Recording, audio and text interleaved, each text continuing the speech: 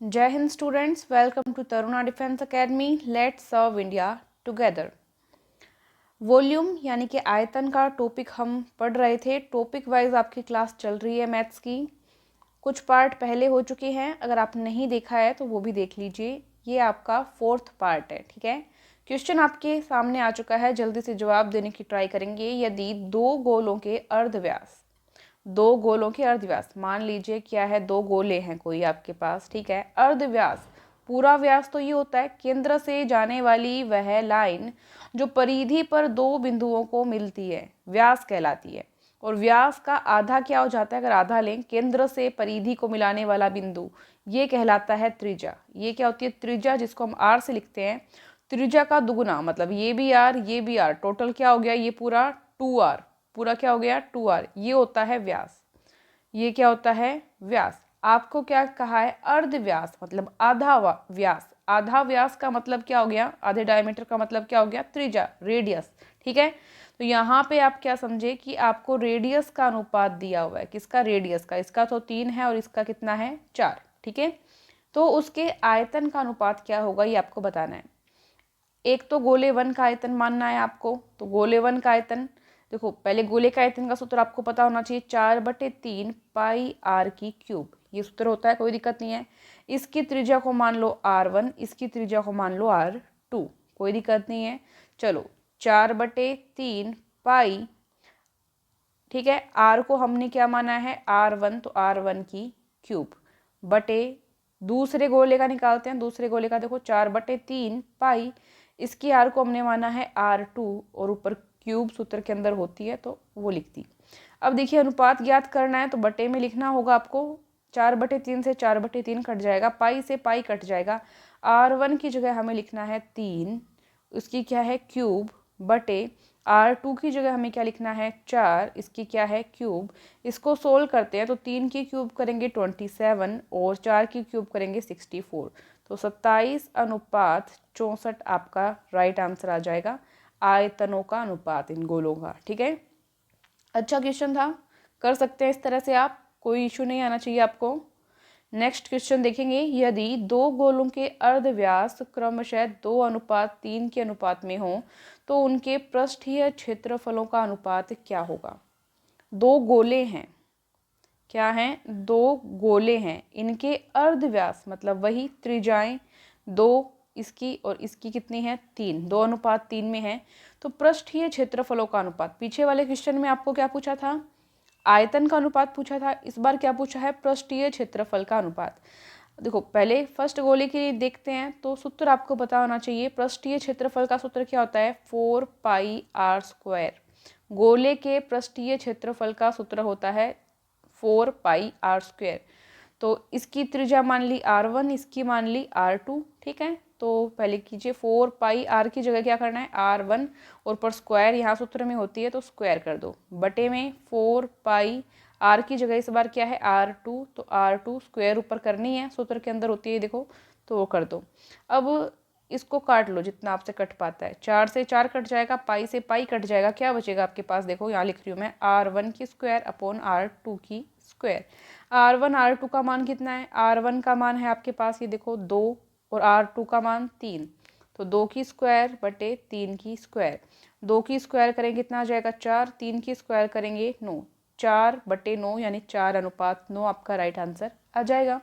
काफ़ी अच्छा क्वेश्चन था, ईजी था। तो इस तरह के क्वेश्चन आपके एग्जाम में पूछे जा सकते हैं, कोई दिक्कत नहीं है। चलो नेक्स्ट क्वेश्चन देखेंगे। जिनको अगर बाई चांस अभी भी नहीं समझ में आए तो वो व्हाट्सएप पे बता सकते हैं कि कौन सा क्वेश्चन उनको नहीं समझ आया। एक गोले का आयतन, कोई गोला है और उस गोले का आयतन ये दिया हुआ है यहाँ पे आपको। गोले के आयतन का सूत्र आपको पता है कितना होता है, गोले के आयतन का सूत्र 4/3 पाई आर की क्यूब। ये गोले का आयतन का सूत्र आपको बताया हुआ है। दिया हुआ कितना है ये 38,808, 38,808 सेमी क्यूब, ये दे रखा है, कोई दिक्कत नहीं है। इसके वक्र पृष्ठ का क्षेत्रफल कितना होगा, वक्र पृष्ठ का क्षेत्रफल आपको ज्ञात करना है। गोले के वक्र पृष्ठ के क्षेत्रफल का सूत्र अभी अभी आपको बताया था, क्या होता है 4πr², ठीक है। ये आगे काम आएगा, लेकिन उससे पहले आपको आर की वैल्यू पता होनी चाहिए, आर कितना है। तो यहाँ पे आर को निकालने के लिए हमें ये आयतन दिया हुआ है, इससे आर निकालने की ट्राई करो। तो 4 यहाँ पे गुणा में है, ये इधर दूसरी साइड आके भाग में चला जाएगा, ये सेम रखो। 4 तो कहाँ आ गया, भाग में आ गया। ये 3 यहाँ भाग में है, ये ऊपर गुणा में चला जाएगा। अब पाई का मान रख दो 22/7 गुणा यहाँ क्या आर की क्यूब है, आर की क्यूब को इस साइड रखेंगे, बाकी सबको दूसरी साइड भेजते हैं। गुणा 3 ये पहले से था, ये 4 यहाँ पहले से, 7 यहाँ नीचे है, 7 तो आ जाएगा ऊपर, 22 यहाँ ऊपर गुणा में है, 22 आ जाएगा नीचे। अब इनको काट लीजिए, इनको हम काटते हैं। तो सबसे इजी तरीका ये होगा कि पहले इसमें 4 का भाग देते हैं, 4 का इसमें भाग देंगे तो ये कितना आ जाएगा। पेन का कलर एक बार चेंज कर लेते हैं, आपको दिख जाए।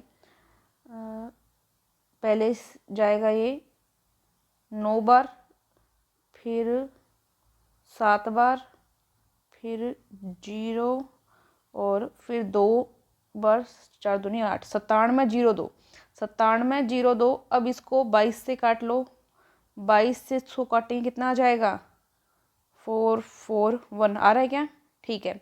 अब ये 3 और 7 इनको गुणा करो, 3 7 21 और 4 4 1 ये यहाँ पे बचा हुआ था, इनको आपस में मल्टीप्लाई कर दो, कितना आ जाएगा 9261, ठीक है। तो ये आपकी आर की क्यूब का मान है। आपको आर का मान चाहिए तो देखो इसको हम क्या लिख सकते हैं, 21 गुणा 21 गुणा 21 लिख सकते हैं ना।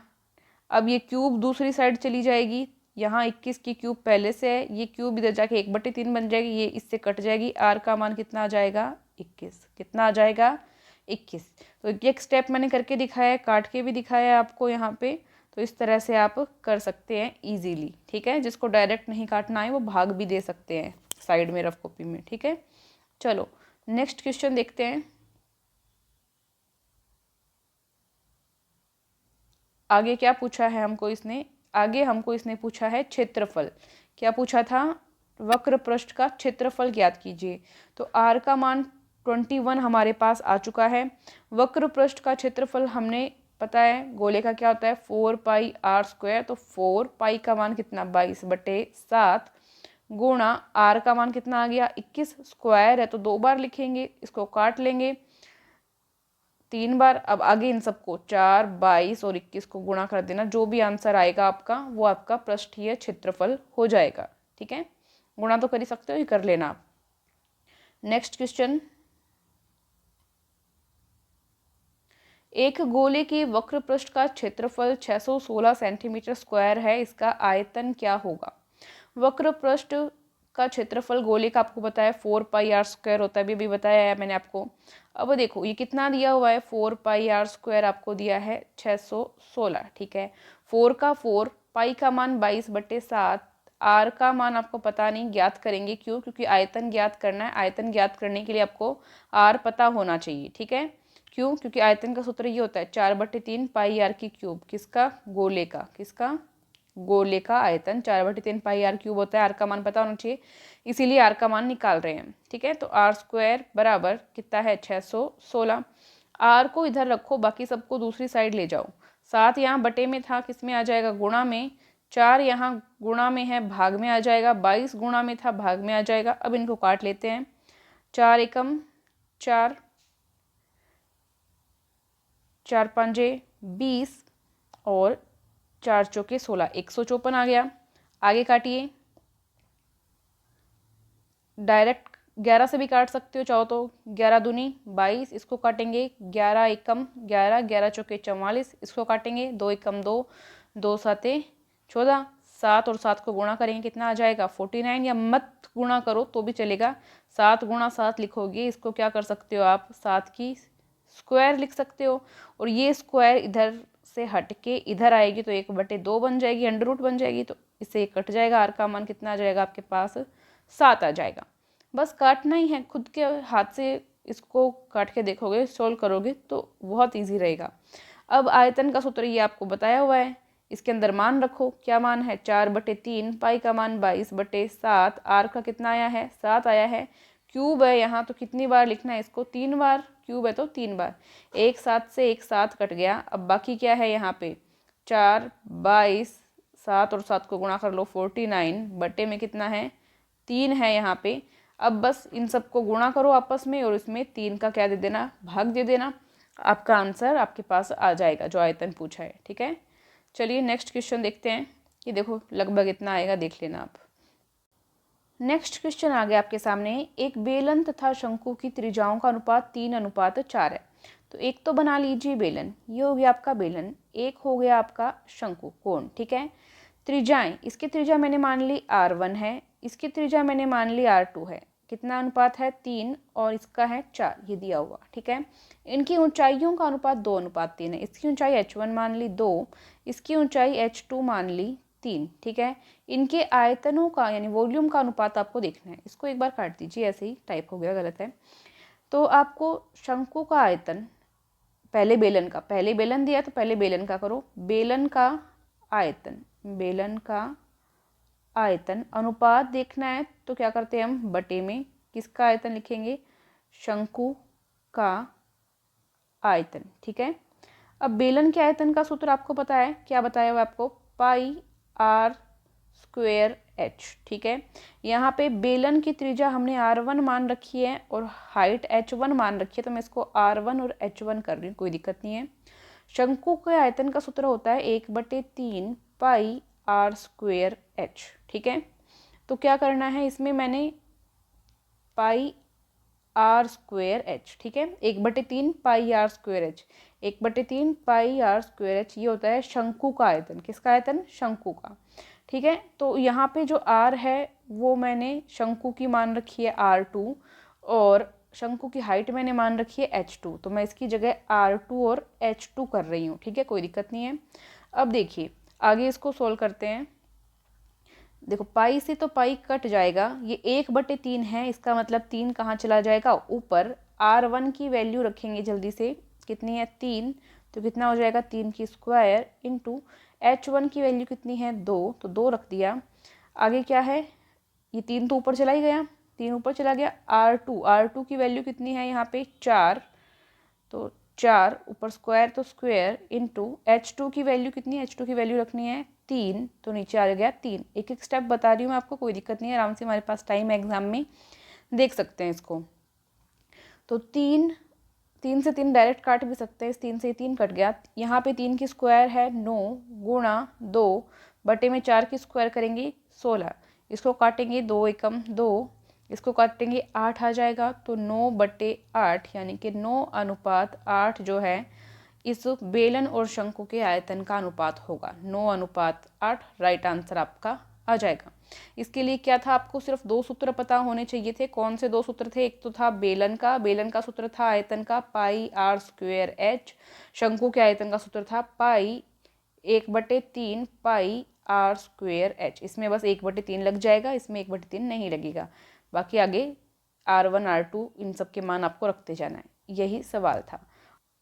नेक्स्ट क्वेश्चन देखो, एक लंबवर्तीय शंकु की ऊंचाई में 20% की वृद्धि कर दी। कोई शंकु है, इसकी जो ऊंचाई है यानी हाइट है, हाइट में तो क्या कर दी 20% की वृद्धि कर दी। ठीक है, उसके आधार के अर्धव्यास, आधार का अर्धव्यास का मतलब क्या है, त्रिज्या यानी कि आर में 50% की क्या कर दी, कमी कर दी।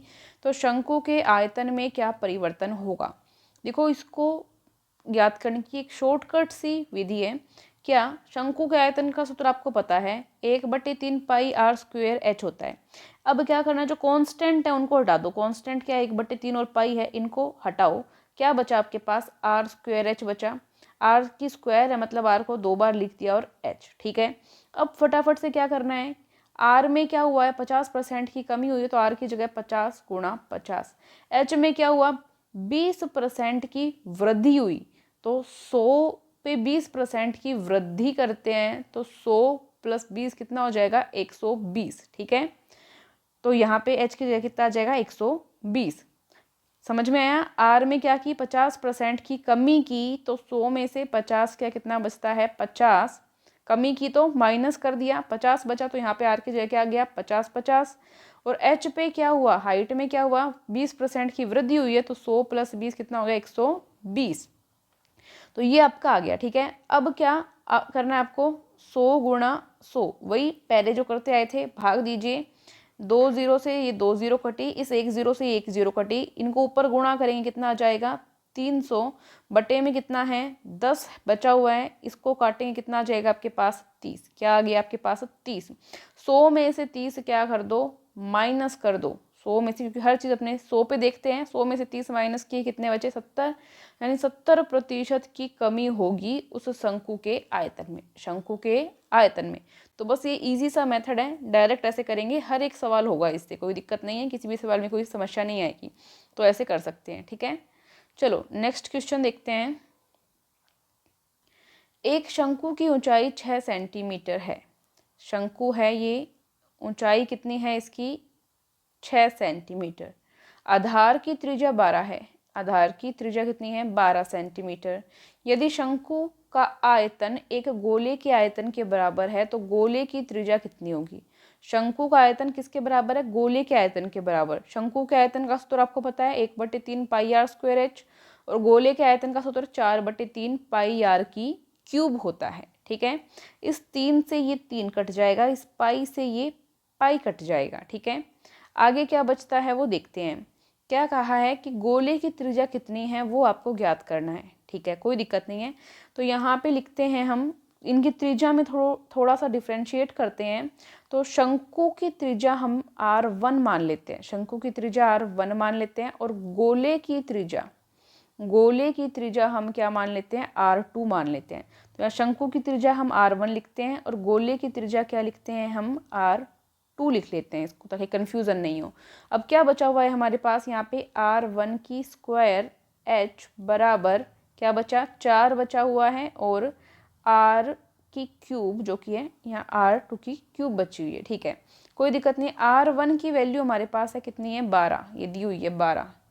ठीक है, त्रिज्या दी हुई है ना शंकु की 12, तो 12 इसकी स्क्वायर ऊपर तो स्क्वायर करेंगे और गुणा में क्या है h है, बराबर 4 R2 की क्यूब हमको पता नहीं कितना है, ज्ञात करना है हमें, ऐसे कैसे रहने दो इसको। ठीक है, h का मान भी पता था हमें, शंकु का कितना है 6 सेंटीमीटर, तो h की जगह भी मैं क्या लिख रही हूँ 6 सेंटीमीटर लिख रही हूँ, कोई दिक्कत नहीं है।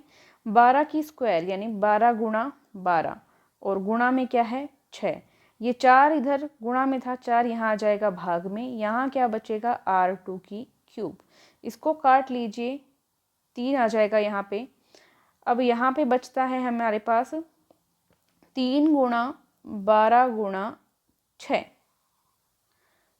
इनको आपस में मल्टीप्लाई कर लेते हैं, इनको आपस में गुणा करते हैं तो कितना आ जाता है ये 216। ठीक है, यहाँ बचता है हमारे पास R2 की क्यूब।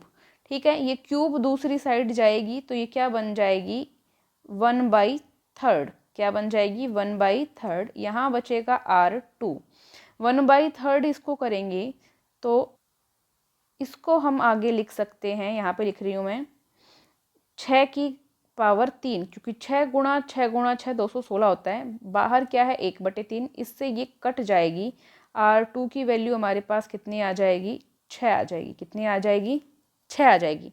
एक एक स्टेप बताया मैंने, अगर किसी को कन्फ्यूज़न रहा है तो वो रिपीट करके इसको देख सकते हैं। सीधा मैंने क्या किया, यहाँ पे ये सूत्र रखा, जो कट रहा था वो काट दिया, वैल्यू पुट की, और यहाँ पे R2 की वैल्यू कितनी आ गई 6 आ गई, यही आपको ज्ञात करनी थी। नेक्स्ट क्वेश्चन देखते हैं। 3 सेंटीमीटर गहरे तथा 14 सेंटीमीटर व्यास वाले एक शंक्वाकार बर्तन में रखे पानी का भार कितना होगा।